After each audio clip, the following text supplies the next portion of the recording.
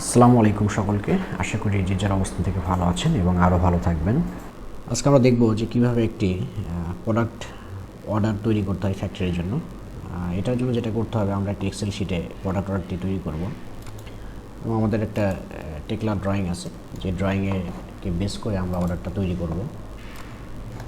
এটার জন্য আমরা দুইটা ফাইল পাশাপাশি ওপেন করে নিলাম এবং আমরা চলে যাব টেকলার ড্রয়িং লিস্টে। ড্রয়িং লিস্ট আসার পরে যেটা করতে হবে, আমাদের এখান থেকে অ্যাসেম্বলি ড্রয়িংকে সিলেক্ট করে নিতে হবে।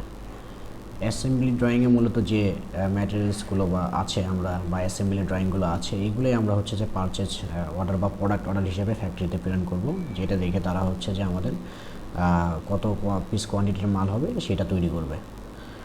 সো আমরা প্রথমে যেটা করব, এটা হচ্ছে আমরা আগে কলামগুলো রেডি করে নেব।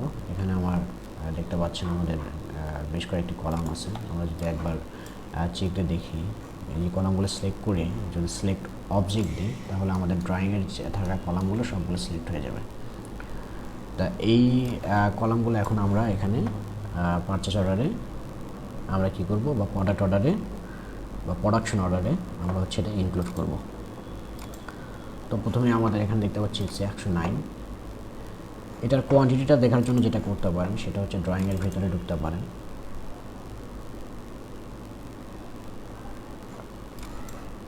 ড্রয়িংয়ের ভিতরে ইন করলে এখানে আমাদের কোয়ান্টিটিটা লেখা থাকে যে কত পিস হবে। এটার কোয়ান্টিটি 109 এক পিস। অথবা যদি ছোটো প্রজেক্ট হয়, তাহলে কন্ট্রোল এল দিয়ে আমরা ড্রয়িং লিস্ট ওপেন করে নিয়ে আমরা যদি এই 109 সিলেক্টেড থাকা অবস্থায় মডেল থেকে সিলেক্ট অবজেক্ট দিই, তাহলে এখানে দেখতে পাচ্ছেন যে একটা অবজেক্ট সিলেক্ট হয়েছে। তার মানে আমার একটা প্রোডাক্ট এটা আছে, যেটা হচ্ছে যে আমাদেরকে প্রোডাকশন করতে হবে। আমরা এখানে দেখার পরে আমরা এক্সেলে সেটাকে ইনপুট দেবো। তাহলে 109 আমার এক পিস। এটাকে আমরা সাইডে নিয়ে নিলাম। এই বক্সটাকে, ড্রয়িং লিস্টের বক্সটাকে একটু ছোটো করে নিচ্ছি। ডায়ালগস বক্সটাকে একটু ছোটো করে নিচ্ছি। তারপর স্যার 110 আমরা সিকুয়েলি আগে নাম্বারগুলো লিখে নেব। 110, 12, 14, 15, 16, 17, 18, 19, 21 পর্যন্ত আছে। আমরা 21 পর্যন্ত এখানে ইনপুট দিয়ে নিলাম। 12, 13, 14, 15, 16, 17, 18, 19, 21। এখন আমরা দেখবো এগুলো কোয়ান্টিটি কেমন আছে। প্রত্যেকটা অবজেক্ট আমরা সিলেক্ট করে নেব। এই পাশ থেকে হচ্ছে 100 সিলেক্ট অবজেক্ট দিই। এটা এক চক্রকে আছে, এবং এখানে একটা সিলেক্ট হচ্ছে।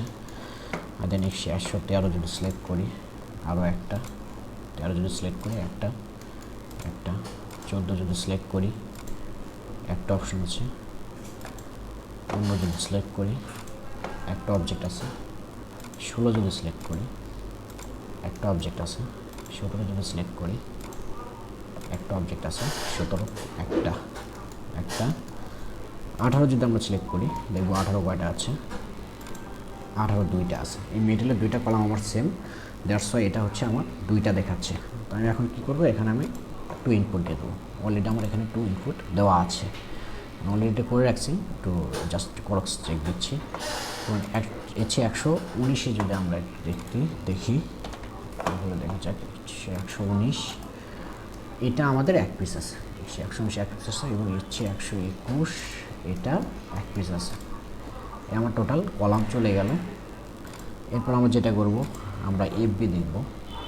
এফবি কত পিস আছে আমরা এখানে শর্ট লিস্ট করে নিতে পারি। এফবি দিয়ে এফবি চলে আসলো।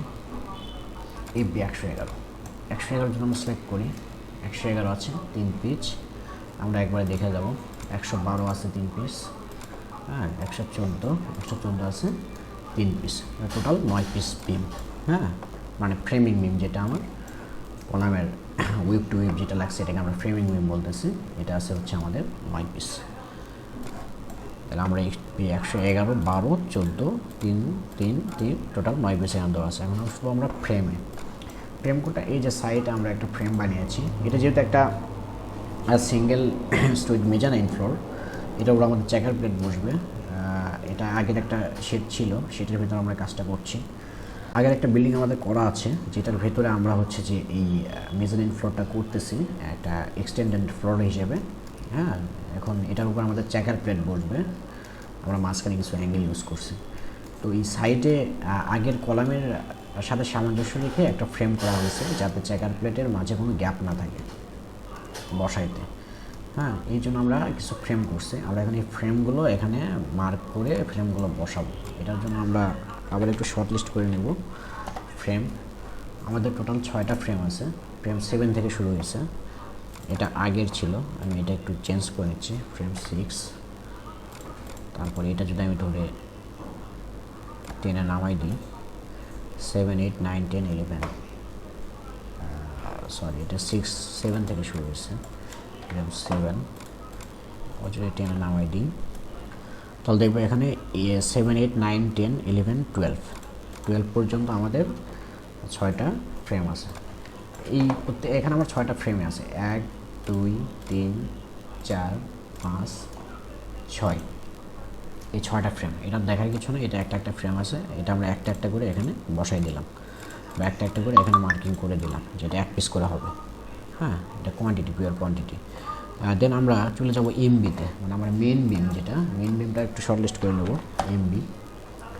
এমবিতে যাওয়ার পরে 3টা মানে টাইপের এমবি আছে এখানে 3টা টাইপের এমবিতে যাওয়ার পর যেটা দেখবে এখানে 3টা টাইপের এমবি আছে। এমবি 102, এটা যদি আমরা সিলেক্ট করে দেখি এখানে 4 পিস, 1, 2, 3, 4, 104 আছে 2 পিস, এবং 105 যদি সিলেক্ট করি, এটা আছে হচ্ছে আমার 2 পিস। সো এমবি 102 আবার একটু সিলেক্ট করবো। এমবি 102 মিডলগুলো 4 পিস আছে, বাকি দুটো 2 পিস করে আছে, তাহলে 102 4 পিস, 2 পিস। এমবি চলে গেল। এখন আমরা দেখবো আমাদের ইএসবি সাববিমের কোয়ান্টিটিগুলো দেখবো যে কোন লেন্থের কত পিস আছে। আমরা এটা সব লিস্ট করে নেবো। এখানে ইএসবি সাববিমে চলে আসলাম। সাববিমে চলে আসার পরে, অথবা কেউ যদি অন্য কোনো নাম দিয়ে থাকেন এগুলোতে, তবে সেগুলো আমরা অ্যাসেম্বলি লিস্ট হয়ে যায়, অ্যাসেম্বলি ড্রয়িংয়ে চলে যাবেন, এখানে সবগুলো অ্যাসেম্বলি লিস্ট পেয়ে যাবেন, এখান থেকে দিতে পারেন। আমি শর্ট লিস্ট করতেছি আমার কাজের সুবিধার জন্য। আমি এসপিতে চলে যাব। এসবিতে যাওয়ার পরে এসবি 102 সিলেক্ট অবজেক্ট করি, 1, 2, 3, 4 পিস আছে, তাহলে আমি এসবি 102 আগে 4 পিস, হ্যাঁ এখানে 4 পিস অলরেডি আমার করা আছে। এসবি 104 যদি আমি সিলেক্ট করি তাহলে দেখবো 4 হচ্ছে, 4ও আমার 4 পিস। এসবি 107ও 4 পিস, তাহলে 4 and 7 4 পিস করে।